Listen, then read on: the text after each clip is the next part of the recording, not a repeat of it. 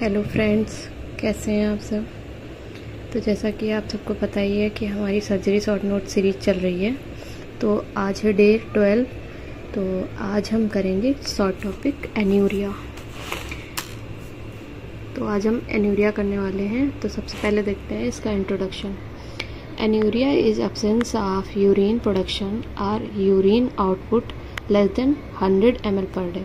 तो एन्यूरिया क्या होती है कि एब्सेंस ऑफ यूरिन प्रोडक्शन होता है इसमें, मतलब यूरिन का प्रोडक्शन नहीं होता है, या फिर यूरिन का जो आउटपुट है वो 100 ml पर डे से कम हो जाए, तो उस कंडीशन को एन्यूरिया बोलते हैं। ठीक है, तो उस कंडीशन को एन्यूरिया कहेंगे। Healthy individual produce 900 to 2000 ml urine per day.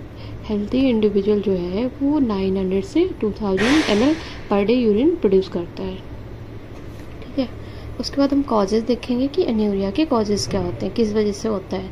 Anuria occur when kidney is not able to produce urine. Anuria कब होगा, जब किडनी जो है यूरिन प्रोडक्शन नहीं कर पाती है, या और there is obstruction in flow of urine, या तो यूरिन प्रोड्यूस नहीं कर पा रही है किडनी, या फिर वहाँ पे क्या होता है कोई ऑब्स्ट्रक्शन हो जाए यूरिन के फ्लो में। फिर उसके बाद किडनी फेल्योर, ये भी एक रीज़न हो सकता है। सीकेडी हो सकता है।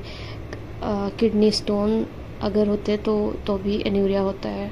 डायबिटीज़ में कंडीशन होती है। हाई बीपी, ट्यूमर इन किडनी, अगर किडनी में कोई ट्यूमर हो गया है तो भी एन्यूरिया पॉसिबल है। फिर हम डायग्नोसिस देखेंगे। डायग्नोसिस में क्या है कि हिस्ट्री टेकिंग, सबसे पहले हम हिस्ट्री टेकिंग लेंगे कि हिस्ट्री में क्या क्या मतलब नोट करना है। हिस्ट्री टेकिंग लेते टाइम रिसेंट यूरिनेशन ट्रबल, उसमें देखना है कि उसको जो है रिसेंट यूरिनेशन ट्रबल्स जो हो रहे हैं, डिक्रीज्ड विजिट टू बाथरूम, मतलब उसको वॉशरूम कम जा रहा है, fluid retention, blood in urine, fatigue, ये हम हिस्ट्री टेकिंग में लेंगे। उसके अलावा डायग्नोसिस में हम कर सकते हैं biopsy of kidney sample, blood test for excess waste, जो ब्लड टेस्ट करवा सकते हैं, CT scan, MRI, KFT, urine test, ये हमारे हो गए डायग्नोसिस। उसके बाद हम देखेंगे कि हम ट्रीटमेंट क्या कर सकते हैं। तो एन्यूरिया के ट्रीटमेंट के लिए exact treatment depends on underlying cause. अगर एग्जैक्ट ट्रीटमेंट तभी हो पाएगा जब हमें उसके अंडरलाइंग काज पता होंगे कि किस वजह से एन्यूरिया हो रहा है। कोई ट्यूमर है वहाँ पे, या किडनी प्रोड्यूस नहीं कर पा रही, यूरिन प्रोडक्शन नहीं हो पा रहा है, ये सारे कॉज हमें पता करने पड़ेंगे। इसके अलावा ट्रीटमेंट में डायलिसिस एक ट्रीटमेंट है, डायलिसिस करा सकते हैं। Ureteral stent to collect urine, ureteral stent करवा सकते हैं यूरिन कलेक्शन के लिए। Kidney transplantation for kidney failure, अगर किडनी फेल्योर हो चुका है वहाँ पे तो हम किडनी ट्रांसप्लांटेशन करवा सकते हैं, मैंडेटरी हो जाएगा।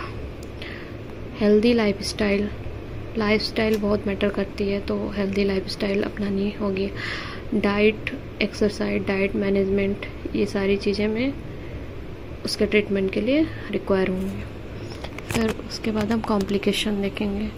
कॉम्प्लिकेशन में क्या हो सकता है कि become life threatening if not treatment early.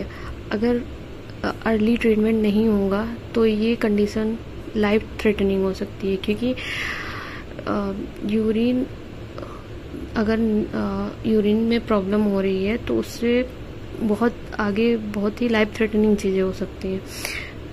Permanent kidney failure हो सकता है इसके कॉम्प्लिकेशन में, अगर एन्यूरिया बना रहा